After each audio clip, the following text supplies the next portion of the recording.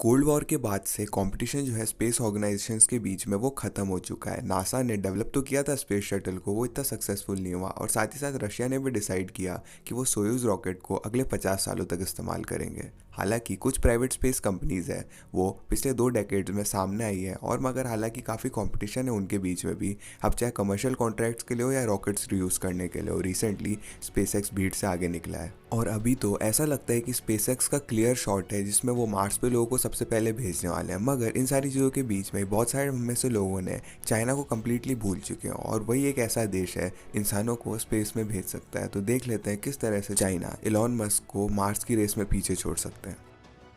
शुरुआत करते हैं। चाइना बहुत ज़्यादा सिक्रेटिव है अपने स्पेस प्रोग्राम के लिए, क्योंकि वो ये नहीं चाहते कि कॉम्पिटिटर्स को पता चले वो क्या कर रहे हैं या फिर किस तरह से कर रहे हैं। और हमारे पास ज़्यादा क्लूज़ तो नहीं है कौन से रॉकेट्स वो डेवलप कर रहे हैं, मगर उनका जो प्लान होता है वो ये होता है कि बहुत सारे चैलेंजेस को वो हैंडल करें मार्स पे जाने के लिए। मगर हमें ये चीज़ तो ज़रूर पता है अभी तक कि चाइना काफ़ी अच्छी प्रोग्रेस कर रहा है स्पेस के मामले में। और अगर आप मुझे बिलीव नहीं करते तो आप देख लो किस तरह के वो टास्क जो है वो काम कर रहा है चाइना उन पर। 2011 में चाइना को बैन कर दिया गया था इंटरनेशनल स्पेस स्टेशन यूज़ करने में, क्योंकि नेशनल सिक्योरिटी कंसर्न्स थे। और इसके बजाय कि वो ज़्यादा ट्रांसपेरेंट हो और काम करे यूएस के साथ स्पेस स्टेशन में, चाइना ने कहा ऑल राइट ये ठीक है, हम अपना खुद का बना लेंगे। और उन्होंने हेसिटेट भी नहीं किया, वो आगे जाकर टिएनगोंग 1 को लॉन्च करते हैं, जो कि एक सिंगल मॉड्यूल स्पेस स्टेशन है। और उन्होंने उसे स्पेस में उसी साल लॉन्च कर दिया। ये स्पेस स्टेशन जो था वो स्पेस में अप्रैल 2018 तक रहा। और इसी बीच चाइना ने टिएनगोंग 2 को भी लॉन्च किया सितंबर 2016 में, और ये स्टेशन भी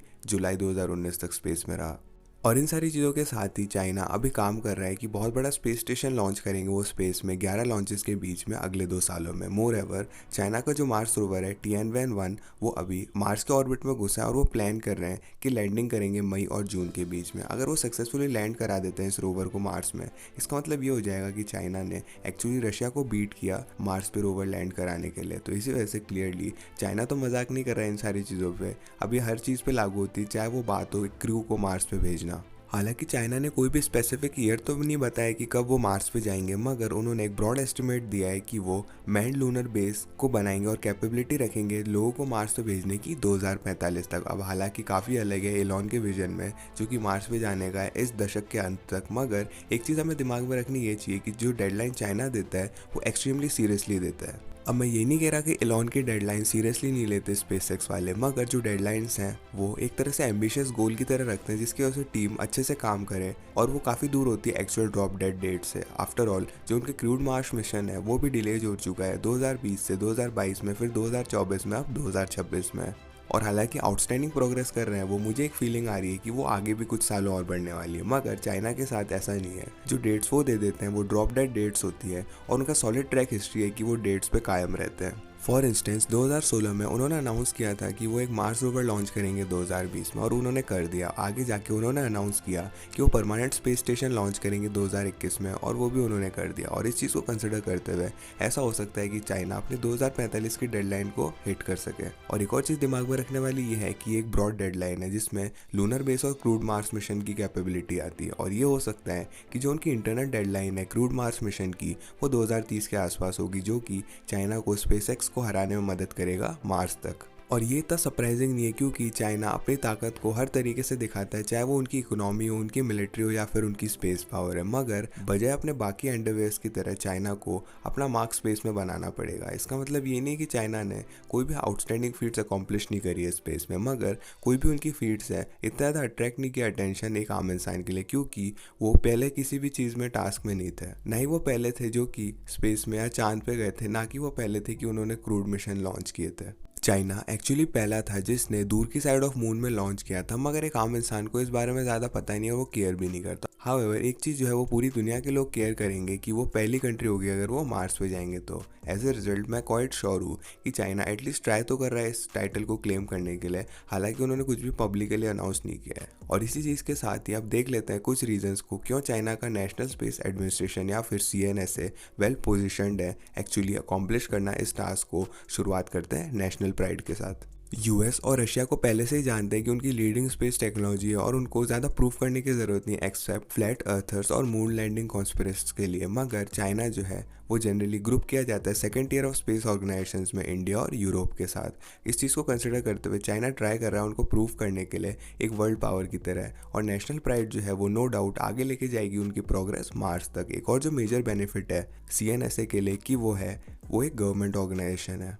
और ये काफ़ी ज़्यादा आयरॉनिक हो जाता है यूएस में, क्योंकि नासा जब गवर्नमेंट चलाती है तो एक्चुअली बहुत दिक्कत आ जाती है। जो नए प्रेसिडेंट्स और कांग्रेसमैन है वो नासा के प्लान को बदलते रहते हैं और इसकी वजह से काफ़ी मुश्किल हो जाता है रियल प्रोग्रेस करने के लिए नासा को। मगर चाइना के लिए क्योंकि हमारे पास कम्युनिस्ट पार्टी है, हालांकि काफ़ी दिक्कत होती है बाकी सेक्टर्स ऑफ लाइफ में, ये काफ़ी ज़्यादा यूजफुल हो जाता है जब बात आती है फॉर्म करना सेंट्रल नेशनल गोल को, जैसे मार्स पे पहुंचना। मैंने कमेंट पढ़ा था नासा के बारे में कुछ दिन पहले और वो एब्सोल्युटली सच है। अगर नासा के साइंटिस्ट ये कहते हैं कि स्टेनलेस स्टील में स्विच करना चाहिए, ये चीज़ सही होगी, उन्हें एक लेंदी अप्रूवल प्रोसेस से गुजरना पड़ेगा। हालांकि डिसीजन जो है कांग्रेस से पास होगा, हमें बहुत सारे रैंडम कांग्रेसमैन दिखेंगे जो कि इस चीज़ को मना करेंगे, कहेंगे कार्बन माइनिंग या कोई ऐसी चीज़ देंगे जिसकी वजह से अपोज करेंगे इस चीज़ का। मगर सीएनएसए के केस में ये चीज़ अलग है, वो प्राइवेट स्पेस ऑर्गेनाइजेशंस की तरह, और वो ये मानते हैं कि अगर ये चीज़ अच्छी है तो वो अच्छी है। यहाँ पे कोई भी एक्सटर्नल फैक्टर नहीं आता जो कि हिंडर या इन्फ्लुएंस करता है डिसीजन को।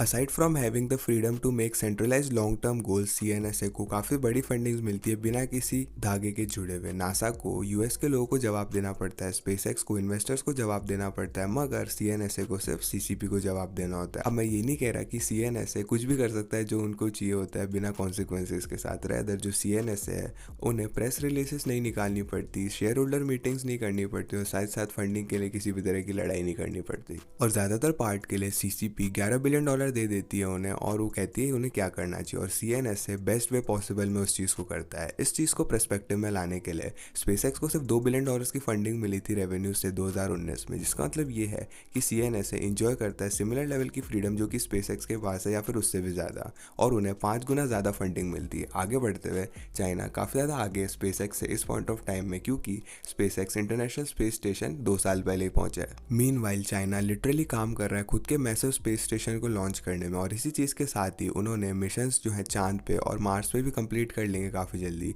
एज ए रिजल्ट वो एक्चुअली एडवांटेज में है इन टर्म्स ऑफ टेक्नोलॉजी और एक्सपीरियंस में। और ये चीज़ नोट करने वाली ये है कि वो हालांकि इनोवेटिव तो नहीं है स्पेसएक्स के जितने, और उनके पास कोई भी सेल्फ लैंडिंग बूस्टर्स या फिर बेली फ्लॉपिंग स्टारशिप्स नहीं है, मगर टेक्निकली हमें रियूजेबल रॉकेट्स नहीं चाहिए मार्स पे जाने के लिए। रियूजेबल रॉकेट ज़्यादातर के लिए लॉन्ग टर्म के लिए हैं, क्योंकि वो सस्टेन्ड चीप स्पेस ट्रैवल को अलाउ करते हैं। तो ये पॉसिबल है कि चाइना अपनी और ताकतें लगाएगा मार्स पे पहुंचने के लिए, इस टाइटल को क्लेम करने के लिए। और ये चीज़ मुझे मेरे फाइनल मेजर रीज़न पे लेके आती है कि चाइना एलॉन मस्क को मार्स की रेस में हरा सकता है। वो ये है कि उन्हें शर्म नहीं आती कोई भी चीज़ कॉपी करने में जो चीज़ काम करती है, और हालांकि इसमें कोई भी चीज़ गलत नहीं है, और कॉपिंग तो हर जगह होती रहती है, चाहे वो स्मार्टफोन इंडस्ट्री में हो या फिर ऑटोमोटिव इंडस्ट्री में हो, तो इतना ज़्यादा सरप्राइजिंग तो नहीं है। मगर बाकी कंपनीज़ की तरह नहीं, जो चाइनीज़ कंपनीज़ हैं वो एक्चुअली उसे हाइड भी नहीं करती। फॉर इंस्टेंस अब उनका देख लेते हैं लॉन्ग मार्च 2C रॉकेट को। अब वो फैल्कन 9 की तरह तो दिखता है पहली झलक में, मगर अगर आप पास से देखोगे जो ग्रिड फिन्स हैं उस रॉकेट के वो बेसिकली आइडेंटिकल है फैल्कन 9 के। यहाँ पे कुछ रूमर्स है जो सजेस्ट करते हैं कि चाइना पहले से स्टारशिप को कॉपी कर रहा है बंद दरवाजों के पीछे, और ये कि पॉसिबल भी हो सकता है। और मुझे ये तो नहीं पता कि चाहे वो डायरेक्टली रिप ऑफ करेंगे स्टारशिप को, मगर मैं सरप्राइज नहीं होऊंगा अगर वो की कैरेक्टरिस्टिक्स जो है रॉकेट का कॉपी कर लेंगे अगर स्पेसएक्स सक्सेसफुल होता है स्टारशिप के साथ। इस चीज़ को कंबाइन कर लेते हैं बाकी सारी चीज़ों के साथ जो हमने चाइना के सुपरफास्ट मैन्युफैक्चरिंग की डिस्कस करी है। आप देख सकते हो ये कितना ज़्यादा अनरीजनेबल नहीं है चाइनीज़ के लिए कि वो मार्स पे पहले पहुंचे। और at the end of the day मैं अभी भी सोचता हूँ कि स्पेसएक्स जो है वो पहला होगा मार्स पे जाने वाला, और मैं एलॉन मस्क की साइड हूँ।